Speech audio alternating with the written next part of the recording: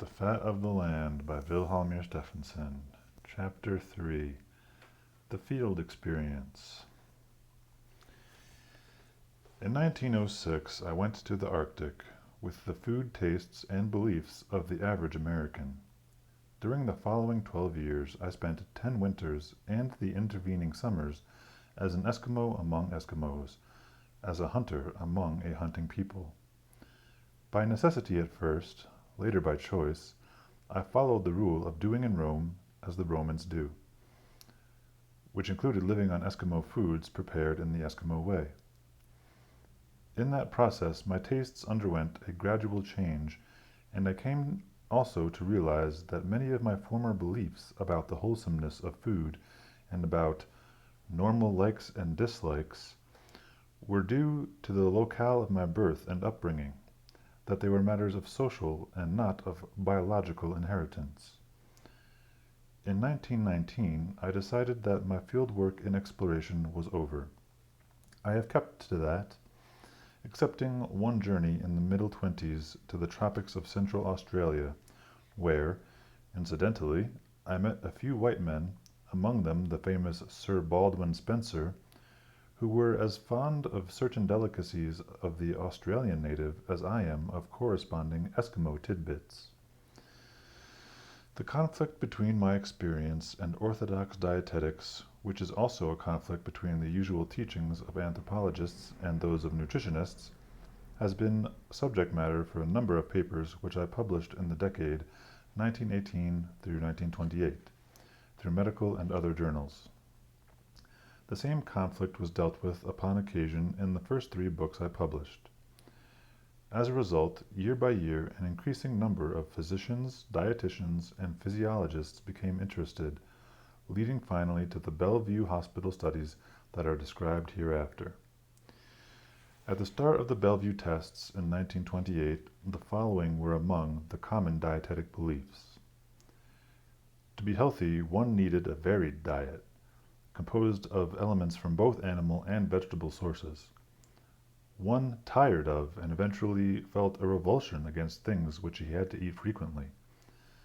This latter belief was supported by stories of persons who through force of circumstances had been compelled, for instance, to eat during 2 weeks nothing but sardines and crackers, and who, according to the stories, had sworn that so long as they lived, they would never touch sardines again.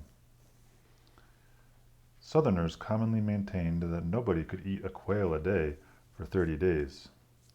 It was strongly and widely held that the less meat one ate, the better it would be for him. If one ate a good deal of it, he was supposed to develop rheumatism, hardening of the arteries, high blood pressure, with a tendency to breakdown of the kidneys. In short, premature old age. An extreme variant had it that one would live a more healthy, more happy, and longer life if he became vegetarian. Specifically, it was believed that without vegetables in the diet, one would develop scurvy. It was a, quote, known fact that sailors, miners, and explorers frequently died of scurvy, quote, because they did not have vegetables and fruits. The addition of salt to food was considered either to promote health or to be necessary for health. This was proved by various allegations, such as that African tribes make war on other tribes to get salt, that minor campaigns of the war between the states were focused on salt mines, and that, quote, all herbivorous animals are ravenous for salt. I do not remember seeing a critical appendix to any of these views, suggesting, for instance, that Negro tribes also make war about things which no one ever said were biological essentials of life, that tobacco was a factor in Civil War campaigns without being a dietetic essential, and that members of the deer family in Maine, which never have salt, and are not known to show a hankering for it, are about as healthy as those of Montana, which devour quantities of it, and salt licks, and are forever seeking more. A belief I found crucial in my Arctic work, making the difference between success and failure, life and death, was the view that men cannot live on meat alone. The few doctors and nutritionists who thought it could be done were considered unorthodox, if not charlatans. The arguments ranged from metaphysics to chemistry. Man was not intended to be carnivorous. This was known from examining his teeth and his stomach, and from the account of him in the Bible. As mentioned, he would get scurvy if he had no vegetables, and there are no vegetables in meat.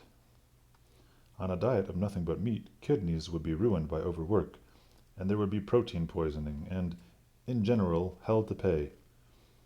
With these views in my head, and, deplorably, a number of others like them, I resigned my position as teaching fellow in anthropology at Harvard in the spring of 1906 to become anthropologists of a polar expedition. Through circumstances and accidents which are not part of this story, I found myself that autumn separated from the rest of the expedition and living as a guest of the Mackenzie River Eskimos. The Hudson's Bay Company, whose most northerly post was at Fort McPherson, 200 miles to the south, had had little influence on the Eskimos during more than half a century, for it was only some of them who made annual visits to the trading post, and then they purchased no food, but only tea, tobacco, ammunition, and things of that sort. But in 1889 the Yankee whaling fleet had begun to cultivate the waters off the north coasts of Alaska and Canada, and for 15 years there had been close association, with sometimes as many as a dozen ships and 400 to 500 men wintering at Herschel Island, just to the west of the Mackenzie Delta.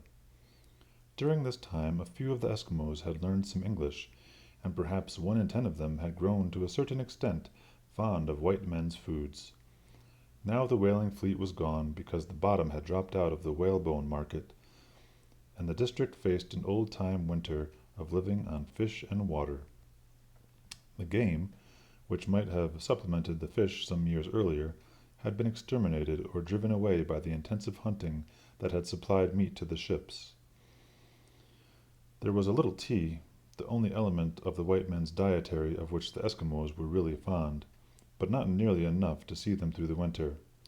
The lack of it would worry them, so I was facing a winter of fish without tea. For the least I, an uninvited guest, could do was to pretend a dislike for this delicacy. The issue of fish and water against fish and tea was, in any case, 6 against half a dozen, for I had had a prejudice against fish since I could first remember. I had nibbled at it, perhaps once or twice a year in course dinners, always deciding that it was as bad as I had thought. This was pure imagination, of course, but I did not realize it. I was in a measure adopted into an Eskimo family at Shingle Point, just west of the Mackenzie Delta.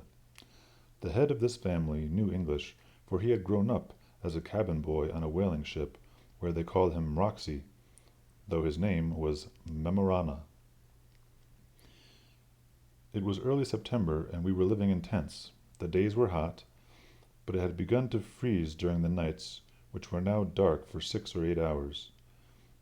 The community of 3 or 4 families, 15 or 20 persons, was engaged in fishing. With long poles, 3 or 4 nets were shoved out from the beach about 100 yards apart. When the last net was out, the first would be pulled in, with anything from dozens to hundreds of fish, mostly ranging in weight from 1 to 3 pounds, and including some beautiful salmon trout. From knowledge of other white men, the Eskimos considered the trout most suitable for me, and would cook them specially, roasting them against a fire. They themselves ate boiled fish. Trying to develop an appetite, my habit was to get up soon after daylight, say 4 o'clock, shoulder my rifle, and go off breakfastless on a hunt south across the rolling prairie, though I scarcely expected to find any game. About the middle of the afternoon I would return to camp. Children at play usually saw me coming and reported to Roxy's wife, who then put a fresh salmon trout to roast. When I got home I would nibble at it and write in my diary what a terrible time I was having. Against my expectation, and almost against my will, I was beginning to like the baked salmon trout, when one day, of perhaps the second week, I arrived home without the children having seen me coming. There was no baked fish ready, but the camp was sitting around troughs of boiled fish. I joined them, and, to my surprise, liked it better than the baked.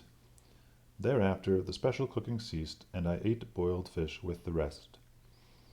By midwinter I had left my cabin boy host, and, for purposes of anthropological study, was living with a less sophisticated family 100 miles from Shingle Point at the eastern edge of the Mackenzie Delta. Our dwelling was a house of wood and earth, heated and lighted by Eskimo-style lamps, burning seal or whale oil. Mostly we burned the oil of white whale secured during a hunt of the previous summer, when the fat had been stored in bags and preserved, although the lean had been eaten. Our winter cooking, however, was not done over the lamps, but on a driftwood burning sheet iron stove which had been obtained from whalers. There were 23 of us living in one room, and there were sometimes as many as 10 visitors. The floor was then so completely covered with sleepers that the stove had to be suspended from the ceiling. The temperature at night was around 60 degrees Fahrenheit. The ventilation was excellent through cold air coming up slowly from below by way of a trap door that was never closed, the heated air going out by a ventilator in the roof. Everyone slept completely naked, no pajamas or nightshirts. For bedclothes, we used cotton or woolen blankets which had been obtained from the whalers and from the Hudson's Bay Company. In the morning, about 7 o'clock, winter-caught fish, frozen so hard that they would break like glass, were brought in to lie on the floor till they began to soften a little. One of the women would pinch them every now and then. When she found her finger indented them slightly, she would begin preparations for breakfast. First, she would cut off the heads and put them aside to be boiled for the children in the afternoon. Eskimos are fond of their children, and heads are considered the best part of the fish. Next best are the tails, which were cut off and also saved for the youngsters. The woman would then slit the skin along the back and also along the belly, and, taking hold with her teeth, would strip the fish somewhat as we peel a banana, only sideways, whereas we peel bananas endways.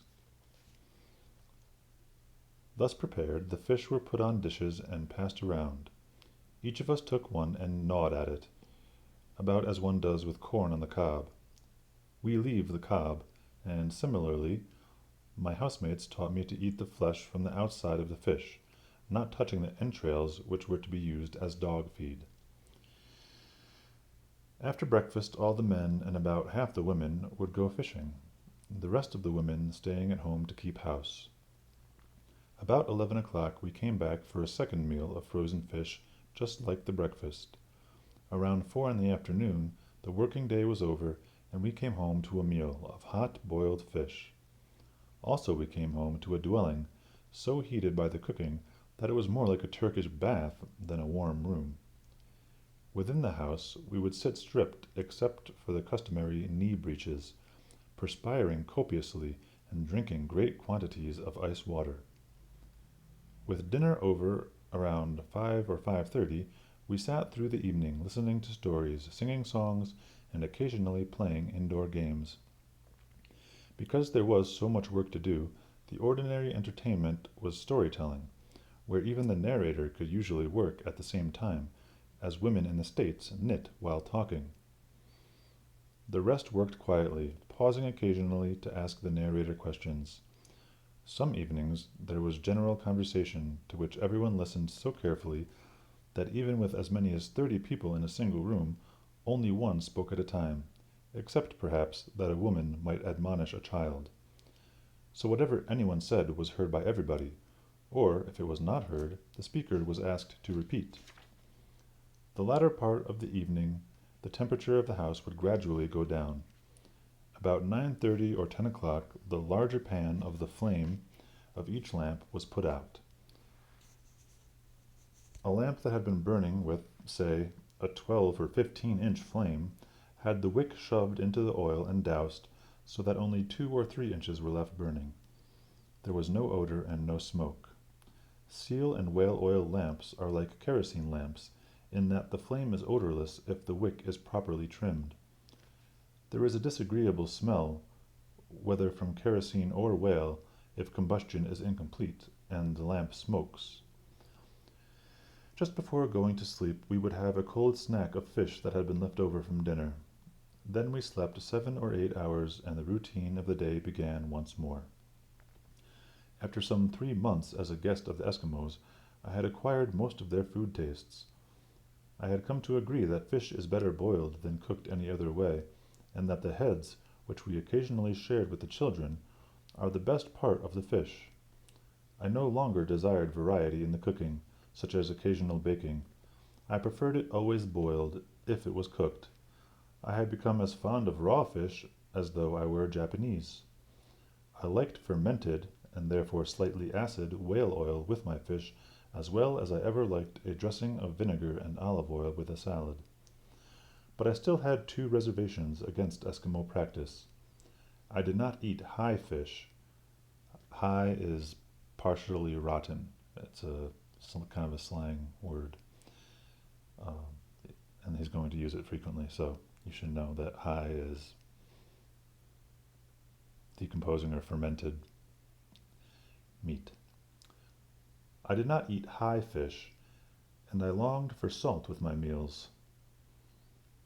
There was some fish stored from the previous summer, and it was high in several gradations. The August catch, which had been protected by logs from animals, but not from the heat, was outright rotten. The September catch was mildly decayed. The October and later catches had been frozen immediately and were fresh. We had less of the August fish than of any other, for which reason, among the rest, it was a delicacy, to be eaten sometimes as a snack between meals, sometimes as a dessert, or rather as what the English would call a savory, and always frozen, raw. About midwinter it occurred to me to philosophize that in our own and foreign lands a taste for mild cheese is considered somewhat plebeian for commoners, peasants, lower class. Somewhat plebeian, or sometimes pronounced plebeian. It is at least a semi-truth that connoisseurs rise in station as gourmets when the cheeses they prefer grow progressively stronger. This grading can apply to meats, as in England, where it is common among nobility and gentry to relish game so high that the average Midwestern American, or even an Englishman of a lower class, would think it unfit for food. I knew, of course, that, while it is good form to eat fetid milk products and rotting game, it is very bad form to eat high fish. I also knew the view of our populace that there are likely to be ptomaines in decaying fish and in the plebeian meats, though not in decaying pheasant or venison.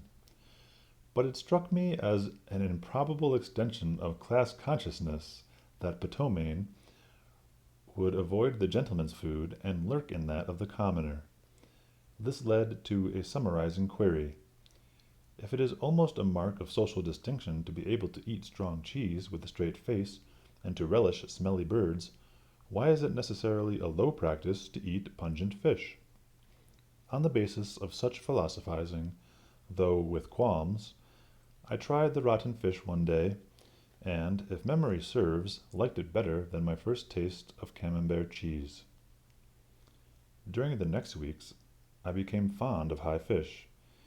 It is not easy to resist the feeling that things one likes are intrinsically better.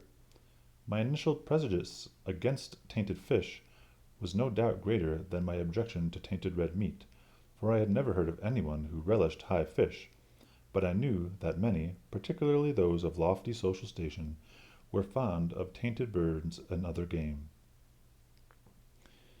Yet I have sampled tainted red meat a good many hundreds of times without acquiring a taste for it, and I did acquire a taste for high fish. One finds in books about the North, now and then, testimony similar to mine. There was, for instance, John R. Jewett, an Englishman who later became a New Englander. He was captured by the Indians of British Columbia in 1803 and held by them until 1805, living the while on their food, prepared in their manner.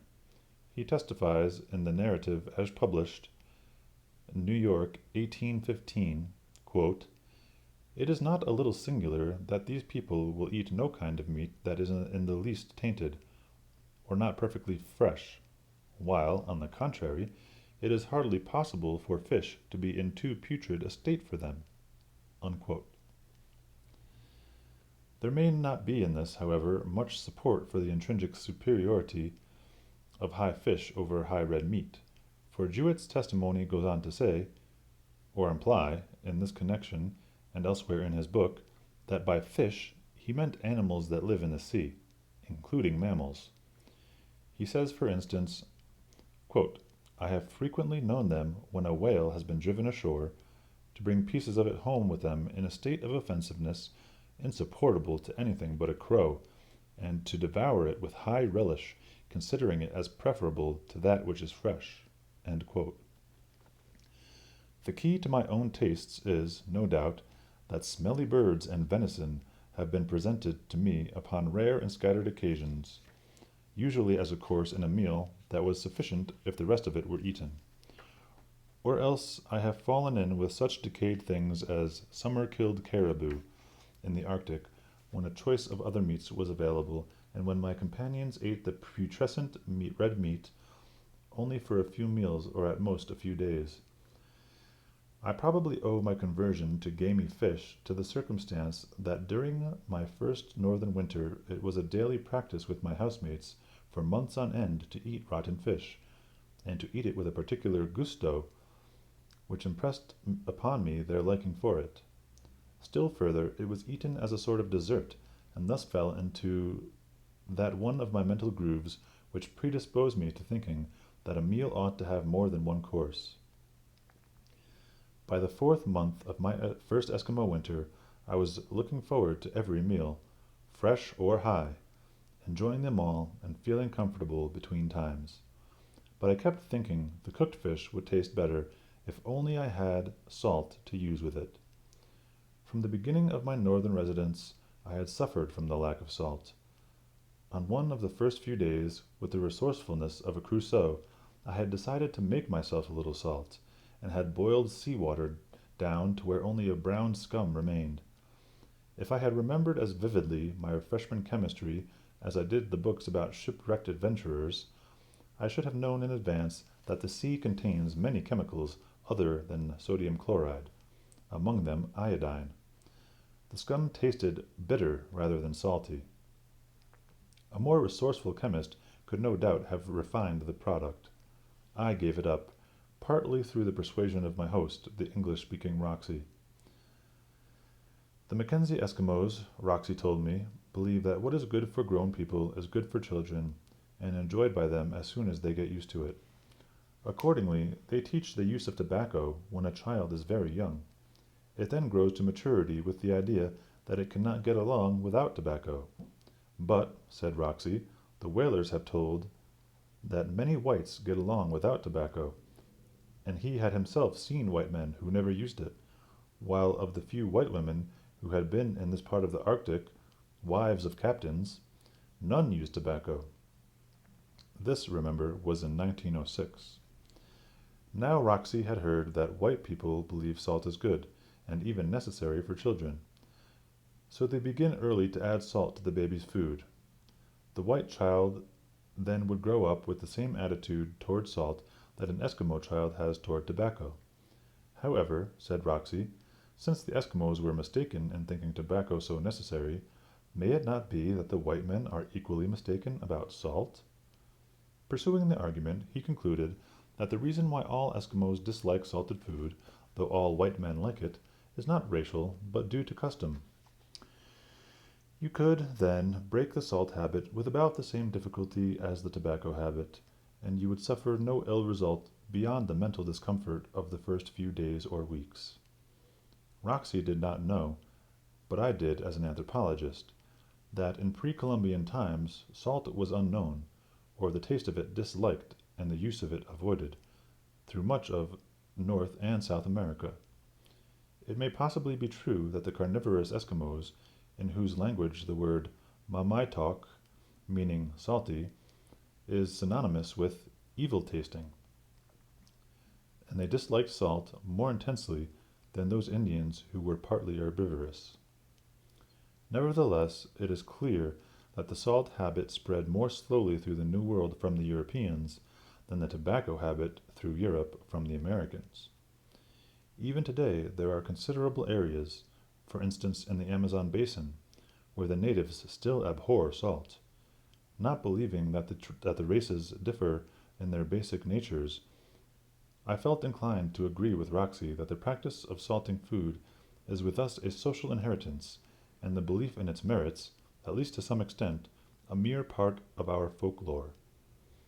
Through this philosophizing, I was somewhat reconciled to going without salt, but I was, nevertheless, overjoyed when one day Ovayuak, my new host in the Eastern Delta, came indoors to say that a dog team was approaching, which he believed to be that of Ilavanurk, a man who had worked with whalers and who possessed a can of salt. We went out to receive the visitor, and, sure enough, it was Ilavanurk. He was delighted to give me the salt, a half-pound baking powder can about half full, which he said he had been carrying around for 2 or 3 years, hoping some time to meet someone who would like it for a present. He seemed almost as pleased to find that I wanted the salt as I was to get it. I sprinkled some on my boiled fish, enjoyed it tremendously, and wrote in my diary that it was the best meal I had had all winter. Then I put the can under my pillow, in the Eskimo way of keeping small and treasured things. But at the next meal I had almost finished eating before I remembered the salt. Apparently, then, my longing for it had been what might be called imaginary. I finished that meal without salt, tried it once or twice during the next few days, and thereafter left it untouched. When we moved camp, the salt remained behind. After the return of the sun, I made a journey of several hundred miles to the whaling ship Narwhal, which was wintering at Herschel Island. The captain was George P. Levitt of Portland, Maine. For the few days of my visit I enjoyed his steward's good New England cooking, but when I left Herschel I returned without reluctance to the Eskimo meals of fish to eat and warm fish broth or cold water to drink. It seemed to me that, mentally and physically, I had never been in better form in my life. So, during the first few months of my first year in the Arctic, I acquired, though I did not at the time fully realize it, the munitions of fact and experience that have within my own mind defeated those theories of dietetics which were reviewed at the beginning of this chapter. I could be healthy on a diet of fish and water. The longer I followed it, the better I liked it, which established in my mind, one of the first principles of dietetics. You never become tired of your food if you have only one thing to eat. I did not get scurvy on the fish diet, nor did I learn that any of my fish-eating friends ever had had it. Nor was the freedom from scurvy due to the fish being eaten raw. We proved that later. There were certainly no immediate signs of hardening of the arteries and high blood pressure, of breakdown of the kidneys, or of rheumatism. These months on fish were the beginning of several years during which I lived on an exclusive meat diet. For I include fish when I speak of living on meat, using the word meat and the words meat diet as if I were a teacher of anthropology rather than as the editor of a housekeeping magazine. The term in this book, and in like scientific discussions based on my work, refers to a diet from which all things of the vegetable kingdom are absent. To the best of my estimate, then, I lived in the Arctic for more than 5 years exclusively on meat and water. This was not, of course, one 5-year stretch, but an aggregate of time within a period of 10 years. One member of my expeditions, Storker Storkerson, lived on meat alone for about the same length of time. There were a dozen who lived on meat from 1 to 3 years. They were of several nationalities and of 3 races: ordinary whites, Cape Verde Islanders who had a high percentage of Negro blood, and South Sea Islanders from Hawaii and Samoa. Neither from experience with my own men nor from what I have heard of similar cases do I find any racial dietetic difference, but there are marked individual differences. Our typical method of breaking a party into a meat diet is that 3 to 5 of us leave in midwinter a base camp which has, according to conventional theories, nearly or quite the best type of mixed diet that money and forethought can provide. The novices have been told that it is possible to live on meat alone. We warn them that a wholly unvaried diet is hard to get used to for the first few weeks, but assure them that eventually they will grow to like it, and that any difficulties in changing diets will be due to their imagination. The men will believe these assertions in varying degrees. I have a feeling that, in the course of breaking in something like 20 individuals, 2 or 3 young men believed me completely, and that this belief collaborated strongly with their youthful adaptability in making them take readily to the meat. Usually, I think, the men feel that what I tell of myself is no doubt true for me personally, but that I am peculiar, a freak, that a normal person will not react similarly, and that they are going to be normal and have an awful time. Their past experience seems to tell them that if a person eats one thing every day, he is bound to get tired of it. In the back of their minds, there is also what they have read and heard about the necessity for a varied diet. They have specific fears of developing the ailments which they have heard of as being caused by meat or prevented by vegetables. In the Arctic, we secure our food by hunting, and in midwinter, at which time most of our long journeys begin, there is not enough good hunting light. Accordingly, we carry with us on our dog sledges from the base camp provisions for several weeks, enough to take us into the long days. During this time, as we travel away from shore over the moving pack ice, we occasionally kill a seal or a polar bear and eat them along with our groceries. Our men like these meats as an element of a mixed diet, as well as people in the States like beef or mutton. We are not on rations. We eat all we want, and we feed the dogs what we think is good for them. When the traveling conditions are right, we usually have 2 big meals a day, morning and evening. If we are storm-bound or delayed by open water, we eat every few hours to help pass the time away. At the end of 4, 6, or 8 weeks at sea, we have used up all our food. We do not try to save a few delicacies to eat later with the seal and bear, for experience has proved that such things are only tantalizing.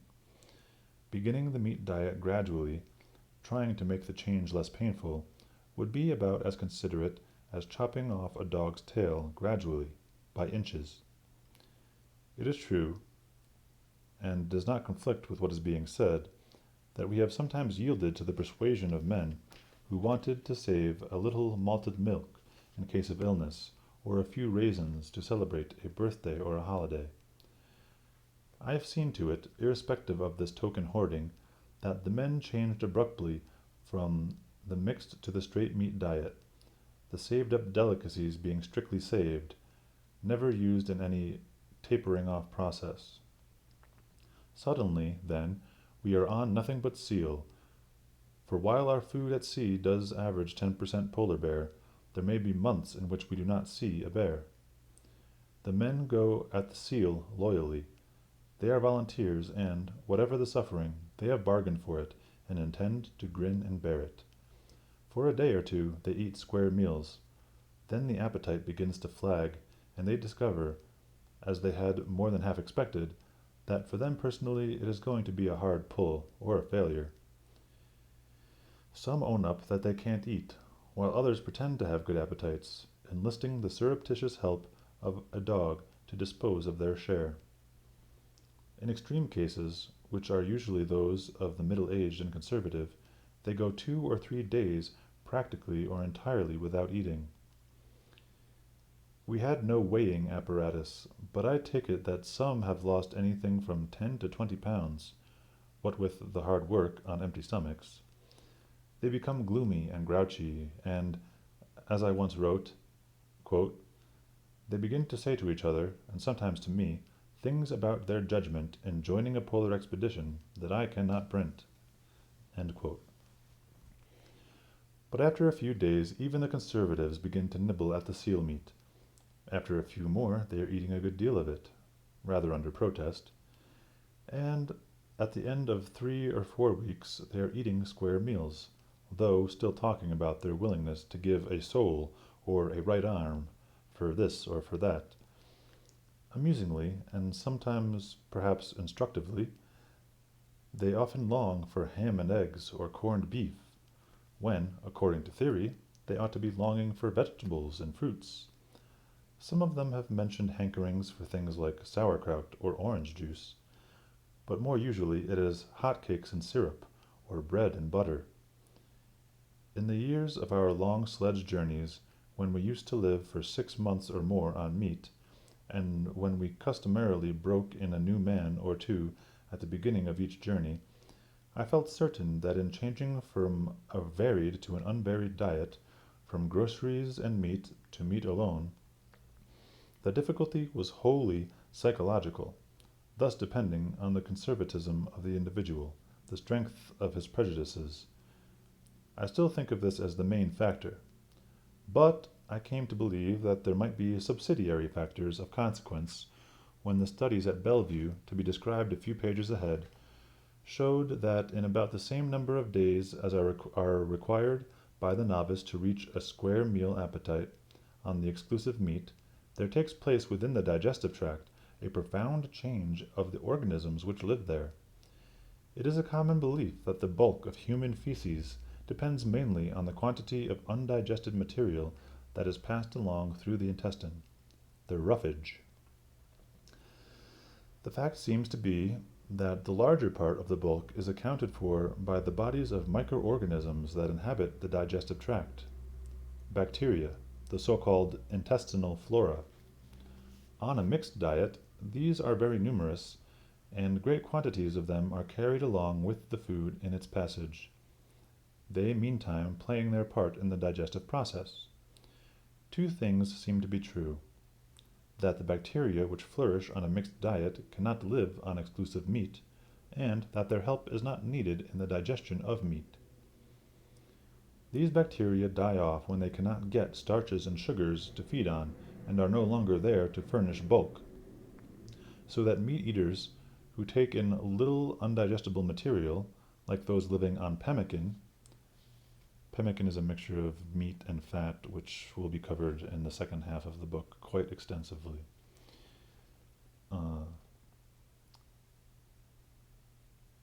Meat eaters who take in little undigestible material, like those living on pemmican, find themselves on a diet that has only a fifth or a sixth the residue feces that they are used to. In the digestive process, as it is on a mixed diet, and no doubt on a vegetarian regimen, gases are generated in considerable amount, particularly with those whose elimination is slow. These gases and the feces have an unpleasant odor. We noticed in the Arctic, and this was later confirmed at Bellevue, that when we had been for several days on meat alone, all trouble with gas ceased, and the feces became practically odorless. The Bellevue report, years later, described a slight acid odor, somewhat as from vinegar. It is the Bellevue confirmation of the character of these changes, and my having noticed in the north that they take place in about the length of time needed by the novice to attain a full appetite, which makes me recede from the earlier view that the difficulty in shifting from a mixed to a meat diet, or the opposite shift in the case of a meat eater, is wholly psychological, one of conservatism. I now feel that a part of the trouble is connected in some way with the change in intestinal flora, which follows a shift from a mixed diet to a meat, or from a meat diet to mixed. And then there are the current views about enzyme adjustment. 2 of the main questions about an abrupt change of diet are: 1. How difficult is it to get used to what you must eat? 2. How hard is it to be deprived of the things to which you are used and of which you are fond. From the second angle, I take it to be psychologically significant, physiologically significant. Excuse me. From the second angle, I take it to be physiologically significant that we have found our people, when deprived, to hanker equally for unnecessary things which have been considered necessities of health, like salt, for things where a drug addiction is considered to be involved, like tobacco, and for items of staple food, like bread. In my early northern days, and indeed until toward the end of my field career, I kept thinking that salt might be one of the predisposing or activating causes of scurvy, and therefore did not carry it on long sledge journeys. During one of my earliest trips, I had a strike on my hands because some of the party, Eskimos, would not go without tobacco, so thenceforth I steadfastly refused to take along men who were unwilling to leave their tobacco behind. It is not feasible to carry bread or other white men's foods, for we plan our journeys to be so long, and frequently do make them so long, that it is physically impossible to transport provisions of any kind in quantity that will not give out. Moreover, accidents may happen to lengthen the most carefully planned itinerary. Starvation is then upon the explorer unless he can discover and secure food locally. Therefore, as has been said, we depended on game and usually did not try to carry salt, tobacco, or provisions for more than the first few weeks of a trip. As was implied a page or two back, it has happened on several trips, and with an aggregate of perhaps 20 men, that they have had to break at one time their salt, tobacco, and bread habits. I have frequently tried the experiment of asking, a week or two later, which they would prefer, salt for their meat, bread with it, or tobacco for an after-dinner smoke. In nearly every case the men have stopped to consider, nor do I recall that they were ever unanimous. When we are returning to the ship from a sledge journey, after several months on meat and water, I usually tell the members of the party that the steward will have orders to cook separately for each man all he wants and whatever he wants. Especially during the last 2 or 3 days before reaching the ship, there is likely to be a great deal of talk among the novices about what they are going to ask for. One man wants a big dish of mashed potatoes and gravy, another a pot of coffee and bread and butter. A third perhaps wants a stack of hot cakes with syrup and butter.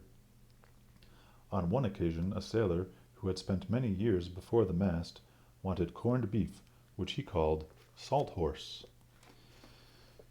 And an Eskimo brought up at Nome, Alaska, wanted canned sardines. On reaching the ship, each does get all he wants of what he wants. The food tastes good, although not quite so superlative as the men had imagined. They have said they were going to eat a lot, and they do. Then they get indigestion and headache, feel miserable, and within a week, in 9 cases out of 10 of those who have been on meat for 6 months or over, they are willing to go back to meat again. If a man does not want to take part in a second sledge journey, it is usually for a reason other than dislike of exclusive meat. Still, as just implied, the verdict depends on how long one has been on the diet. If at the end of the first 5 or 10 days our men could have been miraculously rescued from the exclusive seal and brought back to their varied foods, most of them would have sworn forever that they were about to die when rescued, and they would have vowed never to taste seal again, vows which it would have been easy to keep, for no doubt in such cases the thought of seal, even years later, would have been accompanied by a feeling of revulsion. If a man has been on meat exclusively for only 2 or 3 months, he may not be reluctant to go back at it again. But when the period has been 6 months or over, I remember no one who was unwilling to go back to meat. Moreover, those who have done without vegetables for an aggregate of several years usually thereafter eat a larger percentage of meat than the average citizen. For a narrative of the year's experiences, see Hunters of the Great North, New York, 1929. See The Influence of an Exclusive Meat Diet on the Flora of the Human Colon by John C. Torcy and Elizabeth Montu. The Journal of Infectious Diseases, August 1931, pages 141 to 176. In reply to a letter on this general subject, Dr. George O. Burr, Department of Physiology, University of Minnesota Medical School, wrote on July 5, 1944, "There is plenty of evidence in the literature to substantiate your second conclusion, i.e., that the body builds enzymes to take care of habitual dietary ingredients. When a sudden change is made in the diet, as from fat to carbohydrates, or vice versa, the enzyme system is lacking and the tolerance for the new ingredient will be low. However, the adjustment period would only be a few days." The end of chapter 3. Next is chapter 4, the laboratory check, which is about living for a year on nothing but meat in supervised laboratory, clinical, hospital settings. Basically to prove that there's nothing unhealthy about it to the doubters. So it's pretty interesting. Hope you enjoyed chapter 3, and maybe it has inspired you to try a meat-based diet. If not, there are plenty more chapters that might put you over the edge. All right. I guess I don't really have any thoughts. Sometimes I have thoughts while I'm reading, things that I'd like to add, but then by the time I get to the end of the chapter, I forget. Anyway, my thoughts aren't what's really important. It's more the book. So, catch you on the next chapter.